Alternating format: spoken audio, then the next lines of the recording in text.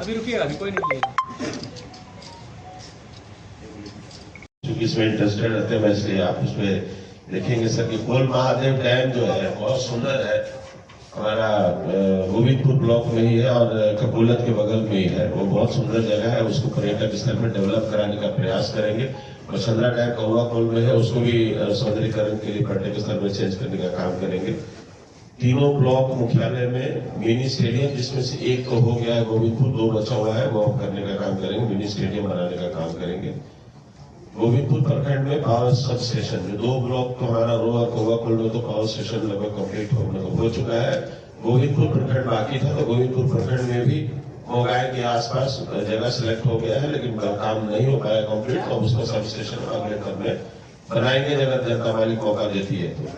तीनों प्रखंड में के अस्पतालों में आधुनिक उपकरण उपलब्ध करवाएंगे।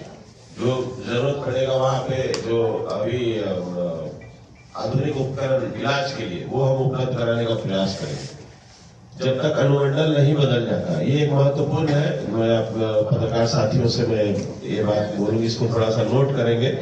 अनुमंडल हम चेंज नहीं करा पाए हैं, रो का अनुमंडल जो है वो चेंज नहीं करा पाए हैं। लोगों को आने जाने में सुविधा होती है, बहुत पैसा खर्च होता है, खासकर युवाओं को जो अपने एग्जाम्स के लिए या किसी नौकरी के लिए अगर वो उनको कुछ कागज बनाना होता है तो बहुत दूर जाना होता है।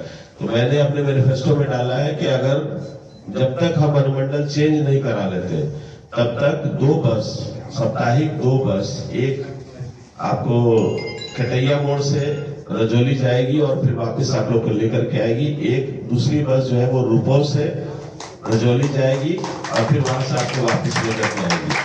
तो ये जब तक अनुमंडल चेंज नहीं हो जाता है जब तक ये सुविधा चलता रहेगा। ये एक हमारे मैनिफेस्टो में जो महत्वपूर्ण है। दूसरा 2025 की संशोधित नीति, ये मैंने आपको बताया कि डिग्री कॉलेज हम लास्ट टाइम नहीं खोल पाए क्योंकि सरकार की नीति वैसी थी। अभी चेंज हो गया, इसलिए अगर दोबारा मौका मिलता है तो निश्चित रूप से हम डिग्री कॉलेज खोलेंगे। प्रत्येक ब्लॉक मुख्यालय में चिल्ड्रन पार्क, जैसे इस बार तो हम लोग बहुत नीचे जो हमारा जो विकास था उसको हम ऊपर लाने की कोशिश कर रहे थे। अब हमारा जो गोविंदपुर विधानसभा है उसको कोई सबसे पिछड़ा नहीं बोल सकता है, तो आगे हम लोग चिल्ड्रन पार्क की तरफ बढ़ रहे हैं। अब तीनों ब्लॉक में हम चिल्ड्रन पार्क और नाना नानी स्पॉट जिसको बोलते हैं वो बनाएंगे अगर दोबारा मौका मिलता है तो। IIT, IIM और एम्स में दाखिला जो बच्चा लेता है हमारे विधानसभा से, जो भी बच्चा निकालेगा IIT, IIM और एम्स, उनको लैपटॉप हमारे निजी वेतन से, जो वेतन सरकार देगी उससे उनको लैपटॉप की सुविधा हम लोग प्रोवाइड करेंगे। प्रति वर्ष हमने एक किया है गरीबों को मदद करने के लिए, उसको रोजगार उपलब्ध कराने के लिए प्रति वर्ष 10 सिलाई मशीन और 10 हाथ वाला ठेला जरूरतमंद लोगों को प्रति वर्ष हम अपने सैलरी से देंगे। सरकारी स्कूल में 10वीं और 12वीं के बच्चे जो 90% अंक लेकर के आएंगे उनको सर्टिफिकेट और शिक्षा में सहायता राशि देकर सम्मानित किया जाएगा। जो भी बच्चे सरकारी स्कूल में पढ़ रहे हैं वो अगर 90% स्कोर करते हैं, ये उनके मनोबल को बढ़ाने के लिए हमने किया है कि लायक अगर वो करते हैं तो उनको हम लोग सर्टिफिकेट भी देंगे, शिक्षा सहायता भी जो प्रदान करेंगे, फिनेंशियल भी। नई सड़कों का निर्माण किया जाएगा, बहुत सारी सड़कें जो रह गई हैं उसको, और जो नई सड़कें उनका निर्माण करवाएंगे। सिंचाई हेतु आवश्यक पायदान जो बच गया है उसको करवाएंगे। चापाकल हैंडपंप लगवाएंगे, नए ट्रांसफार्मर लगाएंगे। ट्रांसफार्मर तो लग ही रहा है, कई जगह आप देखे होंगे कि विधानसभा में, ऐसा हमारे विधानसभा में है, 24 घंटे से 48 घंटे के अंदर ट्रांसफार्मर चेंज होता है, वो उसको और अच्छा बनाएंगे। नए सामुदायिक भवन का निर्माण करेंगे। बच्चों की भर्ती जो अभी जो सरकार थी उसमें कई नौकरी का दिया गया था कि भाई यहाँ पे नौकरी बहुत सारे बच्चों को मिलेगी, तो बच्चों के नौकरी की तैयारी के लिए आपको जो है अपने निजी वेतन से उनको जो आवश्यक सामग्री है, जैसे गदा है, बॉल है, आयरन बॉल्स है, और जो भी उनको जरूरत पड़ने की चीजें हैं वो उनको उपलब्ध कराया जाएगा। पंचायत वाइज सबको उपलब्ध कराएंगे। खेल को बढ़ावा देने के लिए खेल सामग्री भी जो जरूरत पड़ेगी पंचायत वाइज वो हम लोग उसका वितरण कराएंगे। महिला पुरुषों के लिए अलग अलग खेल प्रतियोगिता कराएंगे, जैसे अभी हम लोगों ने करवाया था उसे खेल प्रतियोगिता आगे कराते रहेंगे। खेती के लिए आधुनिक यंत्रों का उपलब्धता के लिए मदद करेंगे। महापुरुषों के सम्मान में उनका स्मारक बनाने के प्रयास करेंगे, जिसमें अभी आज जो डॉक्टर साहब ज्वाइन किए हैं, तो उसमें प्रस्ताव भी रखा गया है कि जरासंध महाराज का एक आदमकद प्रतिमा लगाना है। तो डॉक्टर साहब ने बोला है कि हम लोग दोनों मिल करके उसको लगाएंगे। इसी तरह से अलग अलग और भी जितने महापुरुष हैं उनका स्मारक बनाने का भी हम लोग कोशिश करेंगे। बिना किसी भेदभाव के धार्मिक स्थलों का जीर्णोद्धार करेंगे।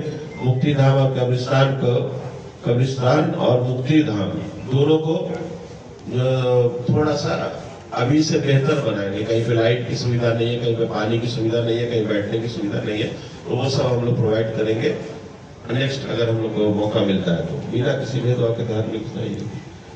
एक सबसे महत्वपूर्ण है, ये भी आप इसको हम पत्रकार महोदय से गुजारिश करेंगे कि इसको भी हाईलाइट करेंगे कि मेरी बात खान सर से जो हुई है, पिछली बार जो हमने बात किया था उस हिसाब से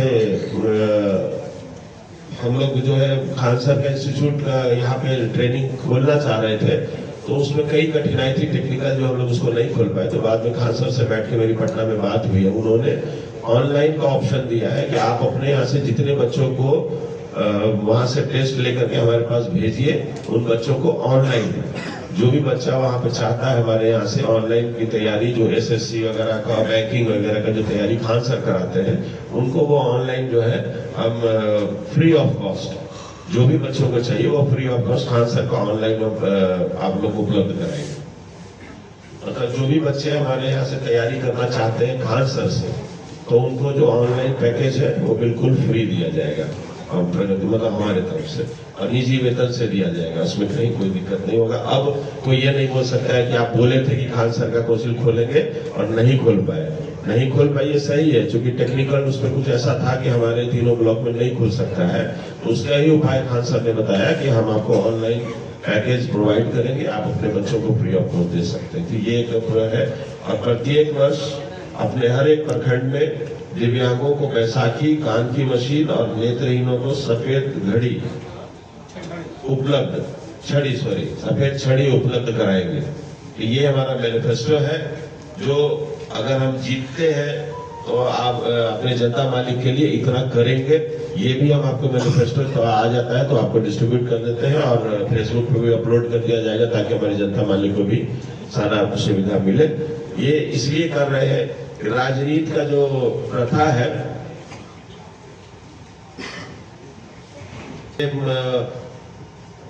दोबारा जब हमको मौका मिलता है तो ये सारा काम इसलिए हम आप लोगों के बीच में अनाउंस किए हैं कि एक नया राजनीति की शुरुआत हम करना चाहते हैं कि अगर आपको किसी भी विधानसभा से चुनाव लड़ना है, मैं गोविंदपुर की बात करूंगा कि अगर गोविंदपुर से आपको चुनाव लड़ना है तो आपको बताना होगा कि आप पहले जब थे तो क्या किए।